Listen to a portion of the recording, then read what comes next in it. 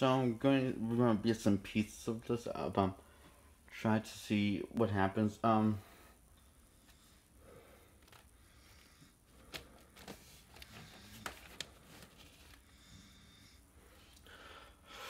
So this is part two of the season finale of season one of Avatar: The Last Airbender. So it kicks off where the last one left off. Zuko kidnapping. Zuko lets him free after he expresses his feelings about his future of a father and sister. I think she's their younger sister. We get some more backstory of who he was and how he was treated in his family. And no one really gets showing any love or appreciation for him, his existence as a human being. So, and made him must have made him more ruthless and careless and violent and stuff. So I guess that's how we got there, got here from there to here. So it really shows heavily focus on Zuko's. Just ain't Zuko. Aang's just listening to him while he's awake, and Zuko just sets him free. And Aang goes into the Avatar state.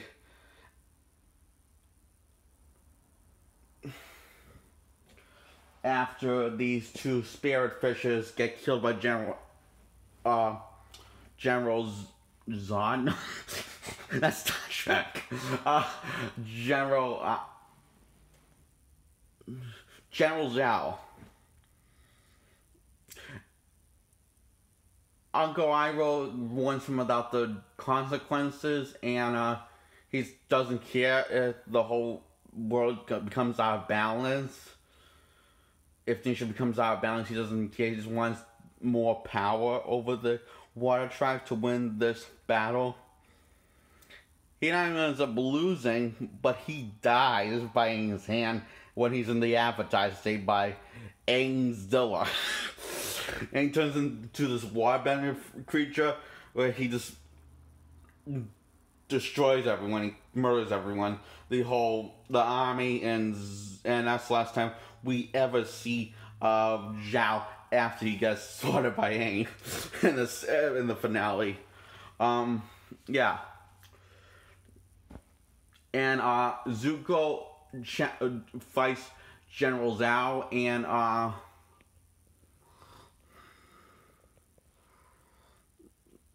no, or does he? I can't remember, but I think it's sometime once or twice, he fights General Zhao in an Kai. I think it's episode 2 or 3 of season 1.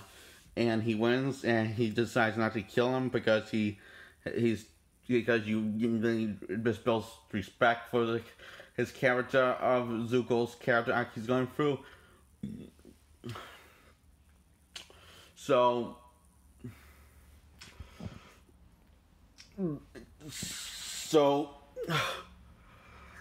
and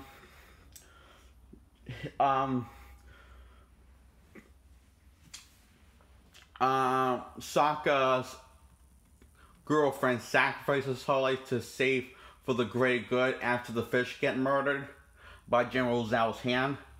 So in order to bring balance into the world, she must become part of the spirit of the moon, which is to bring balance to the world again. But that's what the fish's goals were, and now that's her goal to do it. The right thing. She says she has to do it, and there's no other choice. And Sokka stops her, but she says she has no choice. And this because tells Sokka there's no other way. And Uncle Iroh and Zuko sail away from the fight, and Zuko was thanked by Uncle Iroh for saying it was nice that you freed the Avatar from being your prisoner. And the reason why he did that because Uncle Iroh says is It's because, well, Uncle Iroh's getting through to Zuko. He just doesn't know it yet until season 3. And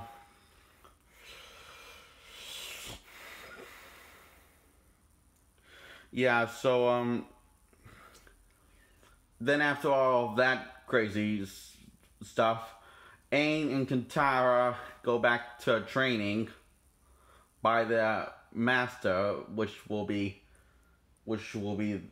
Aang's grandfather-in-law, and which because they get married in the future. So yeah, the stories I can't but feel like it's a little much. It's a little all over the place at times. I feel like I don't know, the felt like for the first finale it's not bad, but it feel like there's a lot that's trying to juggle stories that you try and juggle in one 20-minute mark. So it's not perfect, but it's so, once again, these characters feel so real and so emotional and expressive and funny and all the above. I'm giving it a 10 out of 10 because I was just that emotionally invested in their character, and this is the rest now I just gotta do season 2 and 3, and I'm done with season 1 now of Avatar: The Last Airbender.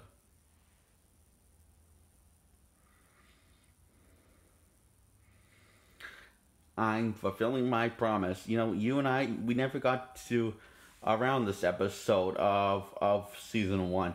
We never got around to this episode. This is the one episode I did not recommend to you of season 1. The rest you have seen because I recommend you watch them. I gave you specific directions of which one to watch, and the next one, and you watch the next one. But I never recommend you signing to watch this one, so you get to hear my thoughts on it. So yeah, I really love this. And I like how Sokka's girlfriend father figured out that he has feelings for his girlfriend, and he's okay with it. He's cool with that. And I like how Sokka has to fix the plan to trick the Fire Nation. Sokka has to fix the plan because the douche of his girlfriend's boyfriend, who is her fiance, gets the outdated uniform of the Fire Nation because they don't have any spikes on on their uniform anymore. So Sokka comes up with a smart plan that actually works. And after that old plan goes south, so yeah. And I think I covered the entire story. That was the story. Yeah, you can see when you hear all the stories, as balancing all the details in the story that's balancing and mixed with humor and drama and stuff. You can't help when you analyze it. It feels a little overkill, almost, but not quite there yet. Yeah.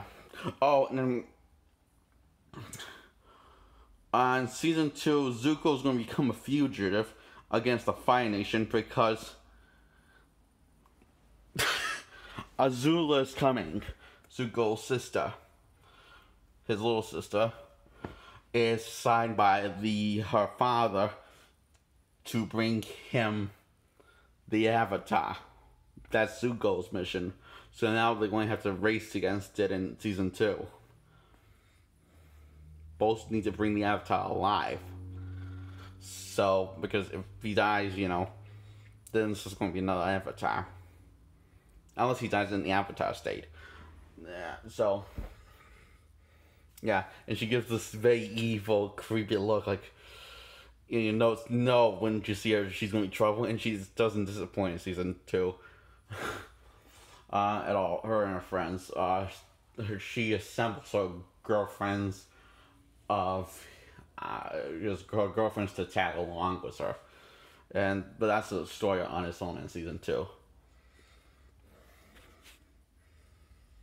Did I give this a 10 out of 10? I did. I get 10 out of 10 this episode.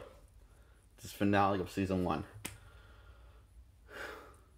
I feel we're doing all of these episodes of season 1. I feel good, actually.